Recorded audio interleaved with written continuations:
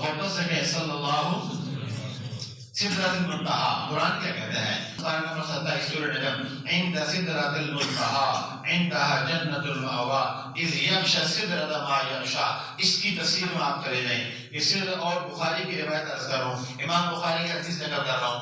سدرۃ المنتہا کے پاس نبی پہنچے صلی اللہ علیہ وسلم. جب آپ وہاں پہ پہنچے تو سدرۃ المنتہا ایک وہ درخت ہے جیسے بیری کا درخت ہے جس کا ایک بیر، میرے آقا نے فرمایا کہ اس کا ایک بیر مقام ہجر کے مٹکوں کے برابر ہے. میرے آقا نے فرمایا جس طرح مقام ہجر کے مٹکے ہیں اس طرح اس بیری کے بیر بڑے بڑے تھے. اور میرے آقا نے فرمایا اس کا ایک ایک پتا ہاتھی کے کان کی طرح بڑا ہوا کرتا تھا. تو ہاتھی کے پر کی طرح بڑے اس کے پتے اور مٹکوں کی طرح بڑے اس کے بیر. یہ تھا وہ درخت. اور اس کی جڑوں میں 4 نہریں بہتی ہیں. ایک نہر نہر کوثر، ایک نہر نہر سلسبیل، اور 2 نہریں فرات جو اس دنیا میں موجود ہیں. ایک دریائے نیل، نہر نیل اور نہر فرات. اب حدیث میں آتا ہے 2 ظاہری ہیں 2 باطنی ہیں. جو باطنی ہیں وہ جنت میں ہے. سلسبیل کا چشمہ بھی جنت میں. انا اعطینا کل کوثر، نبی جی ہم نے آپ کو کوثر عطا کی، یہ بھی وہیں پہ ہے. اس دنیا میں فرات ہے اور اس دنیا میں نیل ہے. اب جو نیل اور فرات وہ ہیں یہ وہی ہیں یا ان کا اللہ اکبر کبیرہ.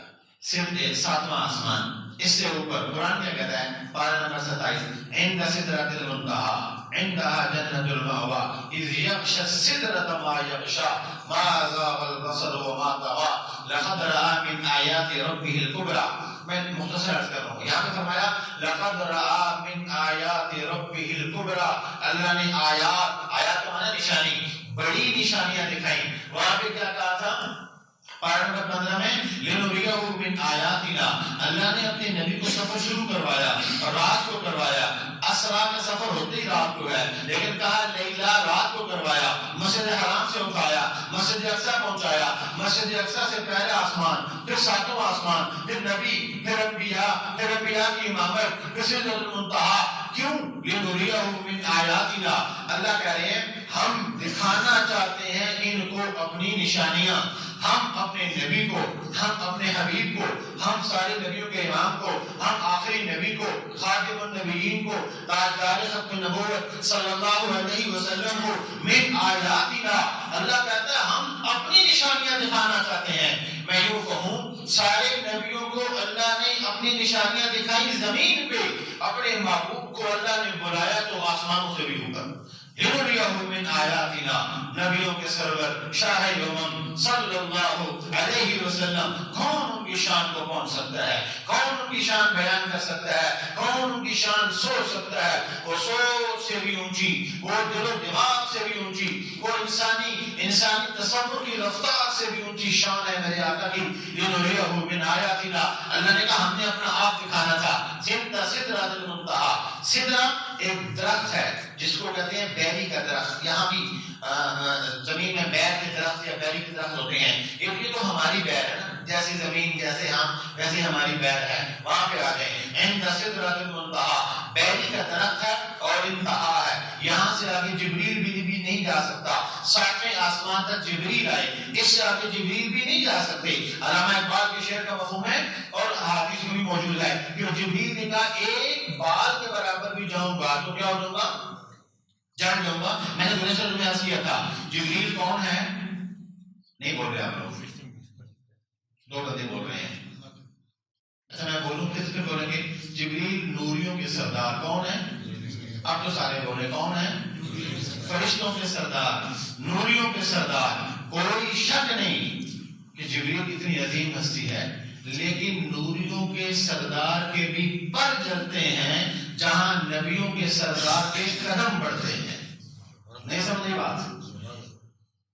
جبریل نور کا بنا ہوا، لیکن وہاں اس سے آگے بھی عظیم نور ہے کہ یہ نور اس نور کو برداشت نہیں کر سکتا.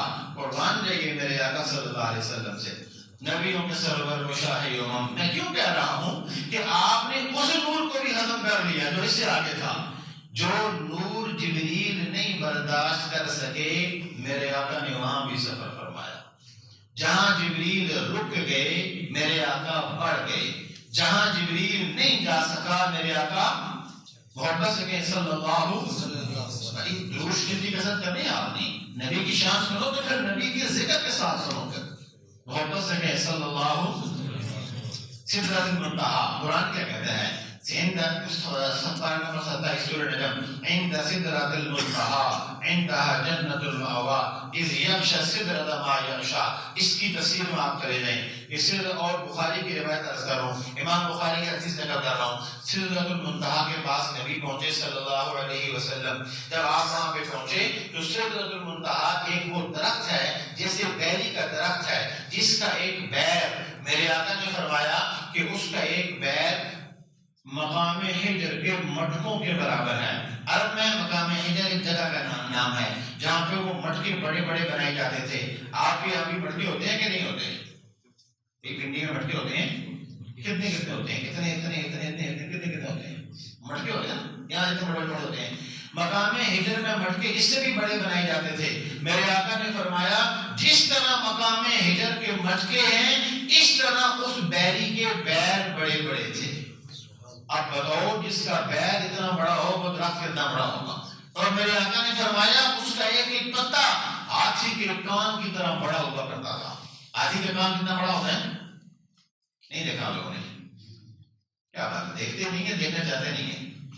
اس دور میں بھی آپ لوگوں نے ہاتھی نہیں دیکھا، پھر کیا دیکھا کہ ہاتھی کے کان کے برابر وہ اتنا بڑا پر بنا ہوا تھا، اس کا دو ہی ہوتے ہیں دائیں بائیں، ٹھیک ہے؟ تو ہاتھی کے پر کی طرح بڑے اس کے پتے اور مٹکوں کی طرح بڑے اس کے بیر، یہ تھا وہ درخت۔ اور اس کی جڑوں میں 4 نہریں بہتی ہیں، ایک نہر نہر کوثر، ایک نہر نہر سلسبیل، اور 2 نہریں فرات جو اس دنیا میں موجود ہیں، ایک دریائے نیل، نہر نیل اور نہر فرات۔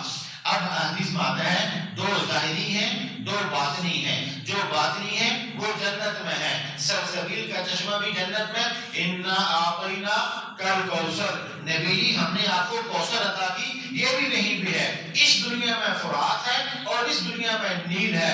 اب جو نیل اور فرات وہ ہیں یہ وہی ہیں یا ان کا اثر ہے یا کنٹیوں میں جو بارش ہوتی ہے وہاں سے پانی آتا ہے، اللہ جانے اور اللہ کے نبی جانے۔ ہم نے جو حدیث پڑھی آپ تک پہنچانی تھی، اللہ کے نبی کا فرمان تھا، بخاری کی روایت تھی، پڑھ دی، عرض کر دی۔